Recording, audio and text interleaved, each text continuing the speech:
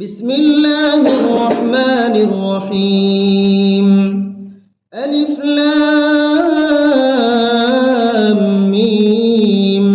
ذلك الكتاب لا ريب فيه هدى للمتقين الذين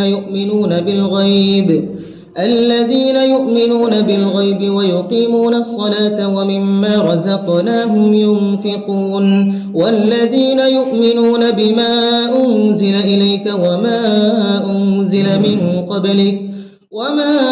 أنزل من قبلك وبالآخرة هم يوقنون أولئك على هدى من ربهم وأولئك هم المفلحون. إن الذين كفروا سواء عليهم أأنذرتهم أم لم تنذرهم لا يؤمنون. ختم الله على قلوبهم وعلى سمعهم وعلى أبصارهم غشاوة ولهم عذاب عظيم. ومن الناس من يقول آمنا بالله وباليوم الآخر وما هم بمؤمنين يخادعون الله والذين آمنوا وما يخدعون إلا أنفسهم وما يشعرون. في قلوبهم مرض فزادهم الله مرضا ولهم عذاب أليم بما كانوا يكذبون. وإذا قيل لهم لا تفسدوا في الأرض قالوا إنما نحن مصلحون. ألا إنهم هم المفسدون ولكن لا يشعرون. وإذا قيل لهم آمنوا كما آمن الناس قالوا أنؤمن كما آمن السفهاء.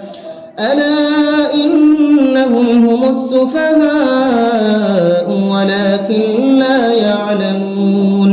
فكلي واشربي وقري عينا فإما ترين من البشر أحدا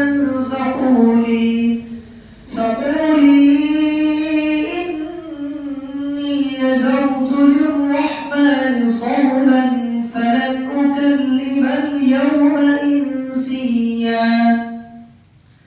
فأتت به قومها تحمله قالوا يا مريم لقد جئت شيئا فريا.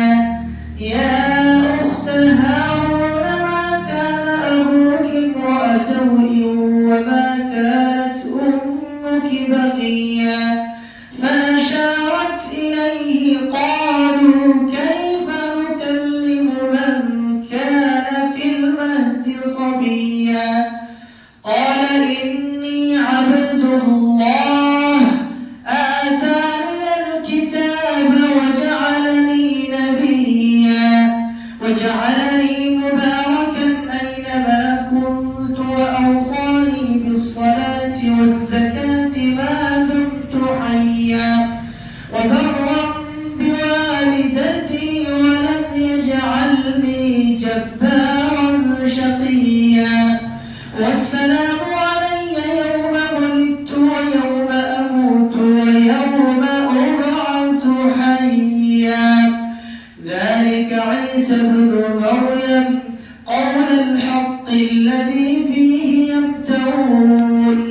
ما كان لله أن يتخذ من ولد سبحانه إذا قضى أمرا فإنما يقول له كن فيكون. وإن الله ربي وربكم فاعبدوه هذا